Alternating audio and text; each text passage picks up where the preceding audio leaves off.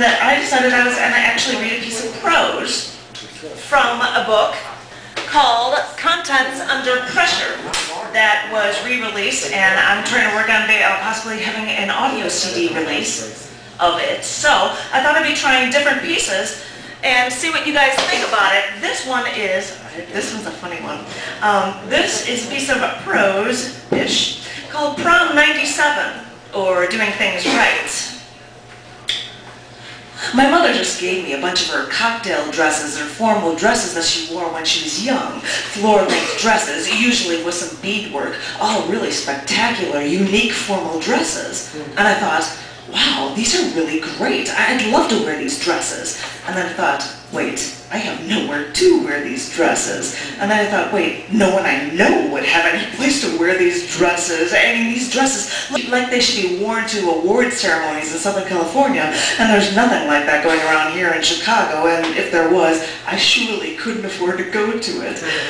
So then the thought struck me, like a sequin that cut the light of glared into my eye from the shoulder of a floor-length dress that had satin on it with a matching stole. I had this thought, and I thought, I could have a formal party. Host it in my living room. Decorate the whole place. Well then, since it was mid-May and I couldn't get a limo to rent for my friend's birthday party because they were all being used by a bunch of sleazy 17-year-olds that are wasting their parents' money, it occurred to me that 10 years ago, this year, I went to my own prom. And then the vision struck me with even more clarity. I should have a prom party. Prom 97 it was. I had to decorate it and make it like actually prom, except more fun because we were older now and probably have a better idea of how to actually have fun. So where to start? Needed streamers hanging down from the door frame to the floor in every doorway. Needed lighting. Got my white Christmas lights out from storage in the basement and strung lights all over the living room and the dining room, on the tables, on the walls. Needed balloons, so I got 75 large silver balloons, blew them all up and just let them cover the entire floor. Bought a crystal punch bowl made of punch that would force people to eventually have fun. Got a ton of food for a buffet, sprinkled glitter and streamers and confetti all over the place. I even got a disco ball.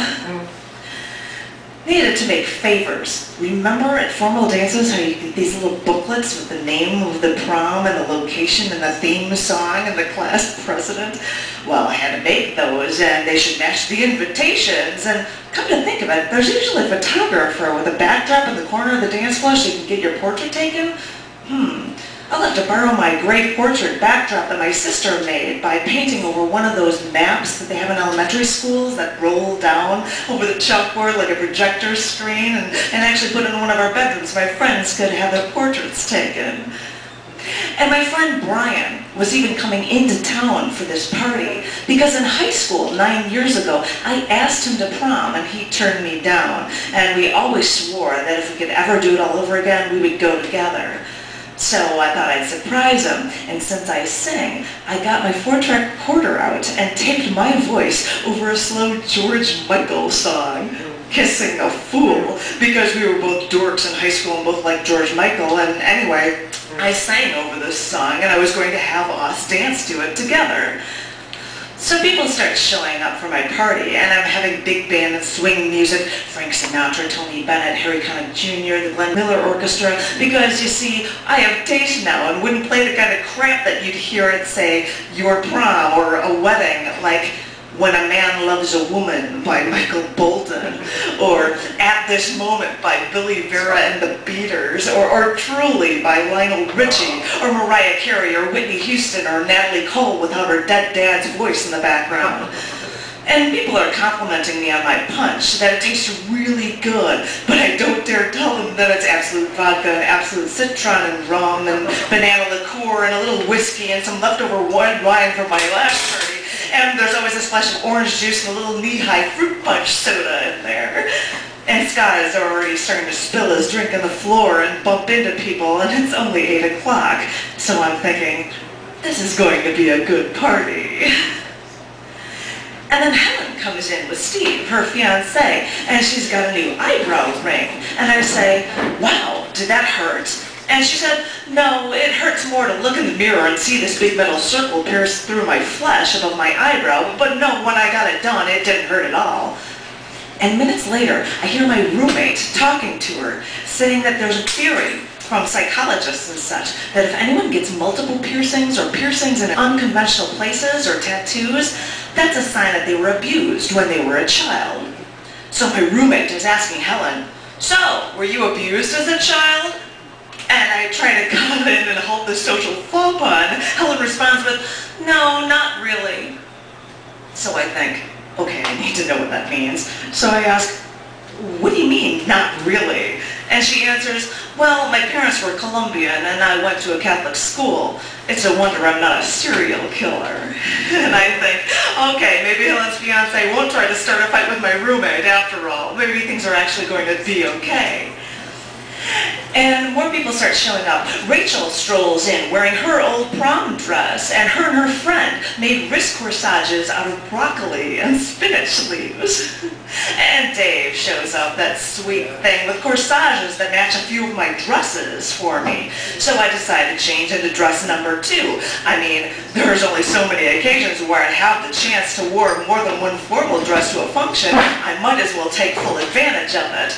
And everyone seems to be having a grand old time, and we all start taking pictures. And then I decided that Brian, the prom date that never was, should dance with me. So I turn off all the Christmas lights, and all that's going on is the disco ball. And I play this goofy George Michael song and start dancing with Brian. And he's laughing hysterically, saying I remembered he liked George Michael all those years ago, and that I actually sung this over the song. And we're dancing together. And then he says, oh, wait a minute, if this is supposed to be prom, I better act like I did at prom. And he pushed me away, and he acted all stiff and started doing the box step and stepping on my feet just to make me laugh harder and harder. And then I decided I need to have everyone vote for a king and queen of prom, so everyone whispered in my ear who they thought should win. And I picked 2 women and 2 men, so it wouldn't be such an elitist thing. And one of the kings won only because he got nearly as many votes for queen as he did for king. So when I tallied it all up in my very drunk head, all while wearing dress number 4, I picked up the Burger King crowns I picked up last week just for this occasion and crowned the winners and told everyone we should all dance. So by the end of the evening, we changed the music in the stereo, and we were listening to like Bee Gees and ABBA and Duran Duran and old early 80s crap that we could all just thrash around like mad to. And we were all singing all the songs and jumping around, and it was 2 in the morning, but we didn't care because we were all at prom and having a perfectly good time.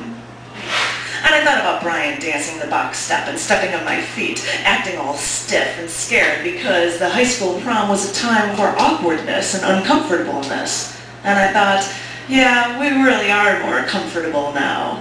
Everyone should have a prom when they're old enough to enjoy it. Thank you.